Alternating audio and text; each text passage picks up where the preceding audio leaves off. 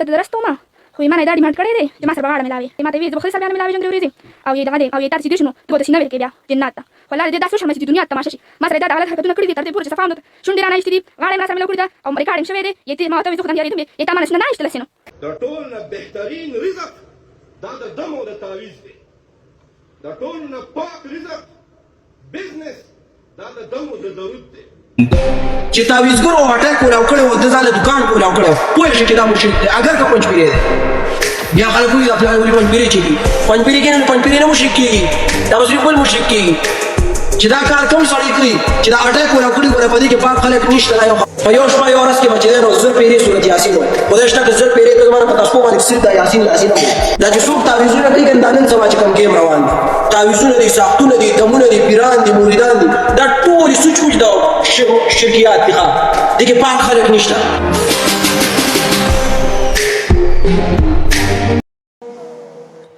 لکه تاسو به دا غټ غټ مولیانې نه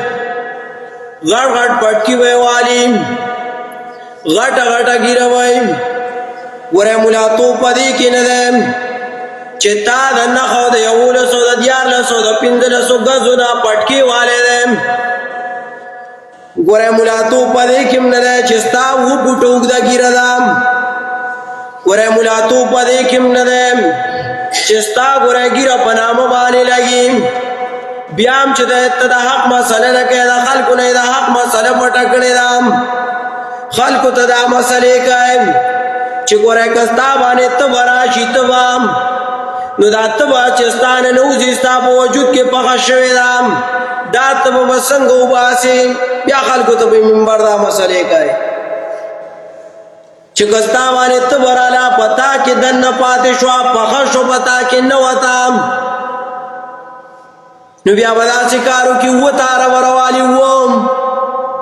او دغه اووه تاره به روالي او په دې اووه تارو باندې به اووه پیرې آیات الکرسي ووایم او دغه اووه غوټې به ورکړې تار له بیا به یې غاړې ته واچوم نو ای ګوله ته چې دا مسله کوې نو قرآن کې کوم ځای ده حدیثو کې کوم ځای ده نو ته چې دا مسله کوې د صحابو نه ثابت کړم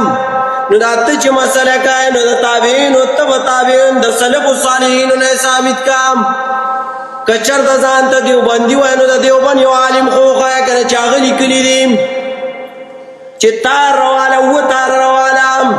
بیا ورله اووه غوټې ورکړه یو یو غوټې سره یو یو پیر آیات الکرسي وایه په دې غوټه کې چوپ کوم بلکې علماو خو دا لیکلي فقها دا قاعده ږدي چې من عقده فقط سخره ومن سخره فقط کفره چا چې دې تار له غوټې ورکړې او دی وایي چې په دې باندې زه تبه تړم دغې سړي چې دا غوټې ورکړې نو من عقده فقط سخره چا چې دا غوټې ورکړې دا سړی ساحر دی کاهن دی ومن سخره فقط کفره ګوره چا چې سحر کړی جادوی کړی سړی یقیني کافر دی فقها خو دا قاعده ږدي علما دا قاعده ږدي کتاب الکبائر د امام صحابي وګورم کتاب الکبائر د امام صحابي لیکي چا چې تار واغستو تار له غوټي ورکړي دغه سړی مشرک دی تا چېرته د علماو کتابونه لیدلي که نه چې وایي تار به رواني اووه غوټې به ورکړي اووه پیرې به آیت الکرسي وایي په یو یو غوټه کې به یې چوپ کوي دا سړی یقیني مشرک دی یا وی هغه زنانه چې د هغې بچي کېږي ماشومې کېږي او ډارېک مري ژوندی نه پاتې کېږي دا هغه خپل تجربات ښیي چې د کمې زنانه بچي کېږي ژوندی نه پاتې کېږي دنیا کې ډارېک مري ډارېک مړ کېږي نو تاسو به څه وکئ 41 تارونه به راوالی 41 مزي به راوالی 140 مزي به راوالی